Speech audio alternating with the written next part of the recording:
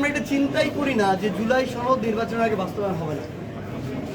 এটা অভ্যুত্থানের একটা অপরিহার্য ডিমান্ড, এটা পূরণ করেই পরবর্তীতে নির্বাচনের চিন্তা করতে হবে। এনসিপিকে শাপলা প্রতীক না দেওয়া হয়, আমরা স্পষ্ট করে বলেছি এনসিপির প্রতীক শাপলা ছাড়া অন্য কোনো অপশন নেই। এনসিপি নির্বাচন করবে এবং এই প্রতীক নিয়ে নির্বাচন করবে। কোনো একটা রাজনৈতিক দল নোট অফ ডিসেন্ট যদি দিয়ে দেয় আর ওইটা বাংলাদেশের সকল রাজনৈতিক দল তাদের জায়গায় মত দিল, জনগণ ওইটার পক্ষে, আর ওইটা একটা রাজনৈতিক দল চাইলেই তাদের মন মতো দলীয় এজেন্ডা বাস্তবায়ন করে পার পেয়ে যাবে, এই সুযোগ বাংলাদেশে নাই। এটা জুলাই সনদ ওইভাবে আইনগত ভিত্তিতে স্বাক্ষরিত হতে হবে।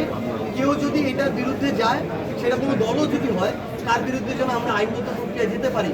আর যদি এটা তারা তারপরও না করে, আমরা স্পষ্ট করে একটা কথা বলি, বাংলাদেশের শেখ হাসিনা 17 বছর টিকে গেছে, আর কেউ এই আচরণ করে এতদিন টিকবে না। বাংলাদেশের মানুষ রাস্তায় নামবে, আর রাস্তায় নামলে কি অবস্থা হয় সেটা আপনারা দেখছেন। এটা তো ঐক্যমত্য কমিশনে অলরেডি ডিসিশন হয়ে গিয়েছে যে তারা উচ্চকক্ষে পিআরটাকে অ্যাকসেপ্ট করেছে, নিম্ন কক্ষেরটা করেনি। আমরা তো আমাদের জায়গা থেকে এটাই চেয়েছি, উচ্চকক্ষে পিআর হোক।